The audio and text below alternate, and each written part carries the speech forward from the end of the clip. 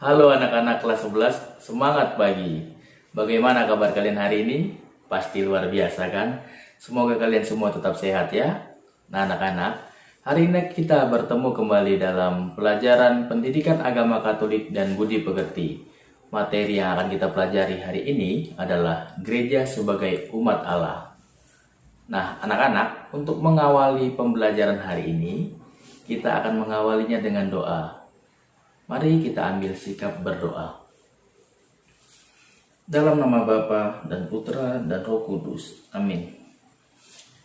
Bapa yang penuh kasih, kami bersyukur atas kebaikan-Mu. Pada hari ini kami akan belajar tentang gereja sebagai umat Allah.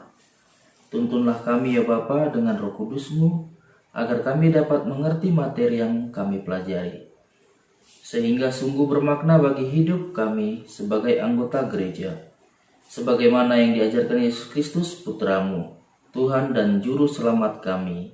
Amin. Dalam nama Bapa dan Putra dan Roh Kudus. Amin. Nah anak-anak, untuk memahami materinya, mari kita pastikan video berikut. Gereja sebagai umat Allah. Nah, anak-anak, tujuan pembelajaran yang akan kita capai pada hari ini, peserta didik mampu memahami gereja sebagai umat Allah dan persekutuan yang terbuka. Nah, anak-anak, kalau Bapak bertanya, gereja itu apa? Apa yang ada di pikiran kalian? Apakah gedungnya, tempat ibadah orang Kristiani, tempat misa orang Katolik, atau kalian terpikir akan umatnya, orang-orangnya? Nah, apapun jawaban kalian, itu adalah benar. Karena yang pertama, gereja sebagai gedung dapat diartikan sebagai tempat ibadat umat Kristiani. Yang kedua, gereja sebagai umat Allah sebagai paguyuban atau persekutuan umat beriman akan Yesus Kristus. Secara etimologi, gereja berasal dari bahasa Portugis, yaitu igreja. Igreja sendiri berasal dari bahasa Latin ecclesia, dan dalam bahasa Yunani ecclesia. Ya, bahasa Latin dan bahasa Yunani sama-sama ecclesia, tetapi memiliki perbedaan. Dalam bahasa Latin, ecclesianya itu double C, sedangkan dalam bahasa Yunani, ecclesianya itu double K. Eklesia sendiri berarti kumpulan atau pertemuan atau rapat, atau mereka yang dipanggil kaum dan golongan. Nah, gereja atau eklesia bukan sembarang kumpulan, melainkan kelompok orang yang sangat khusus. Dalam Konsili Vatikan II yang dilaksanakan pada tahun 1962 sampai dengan tahun 1965, gereja adalah umat Allah. Nah, pasti kalian bertanya, Pak, apa sih itu umat Allah? Tenang, ini jawabannya. Umat Allah adalah pengikut Kristus yang telah dibaptis. Nah, anak-anak, mari kita ambil kitab suci kita. Mari kita sama-sama membacanya.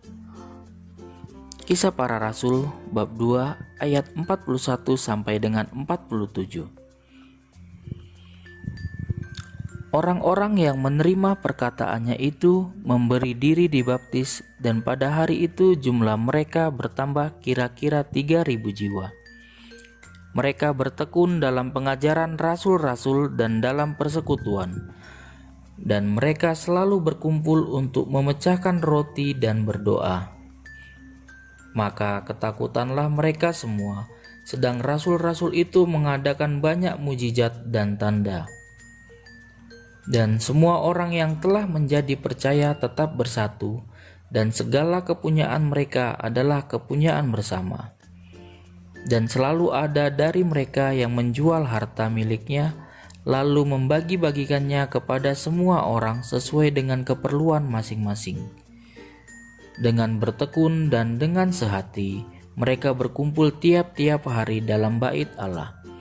Mereka memecahkan roti di rumah masing-masing secara bergilir dan makan bersama-sama dengan gembira dan dengan tulus hati, sambil memuji Allah.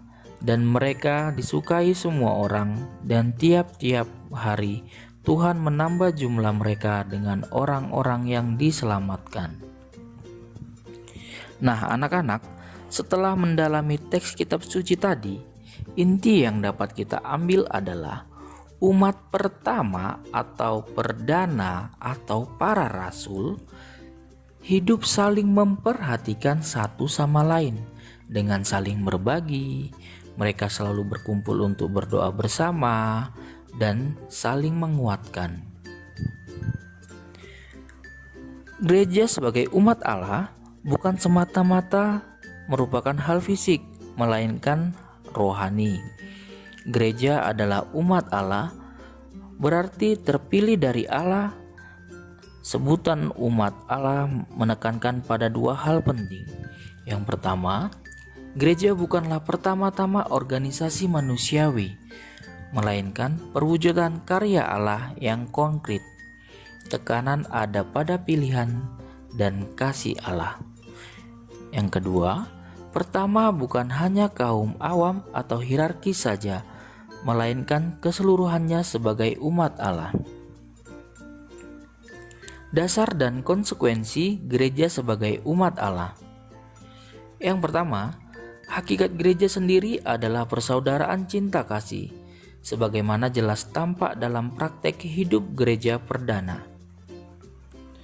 Adanya aneka macam karisma dan karunia yang tumbuh di kalangan umat, yang semestinya dipelihara dan dikembangkan untuk pelayanan dalam jemaat.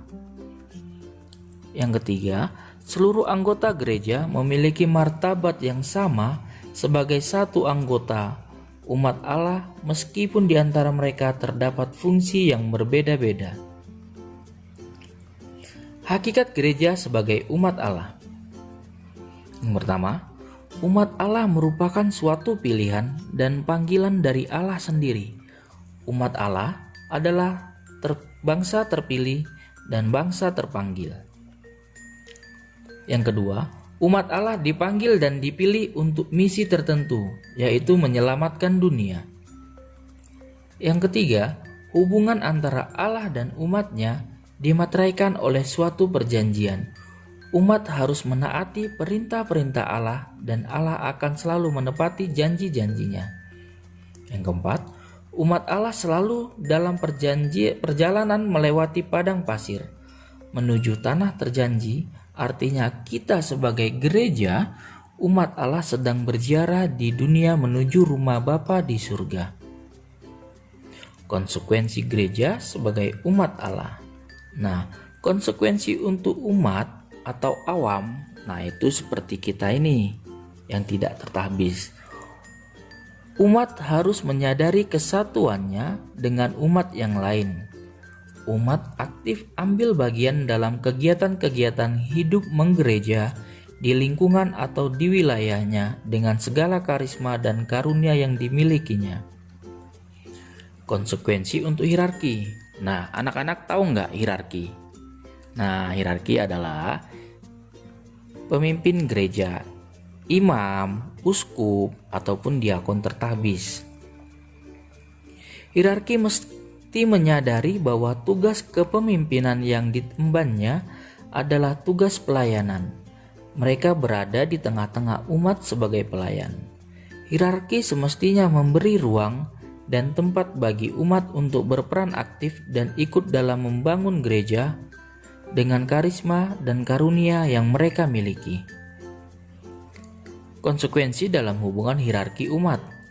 Hierarki harus memandang umat sebagai partner kerja dalam membangun gereja, bukan sebagai pelengkap derita yang seolah-olah tidak berperan apa-apa.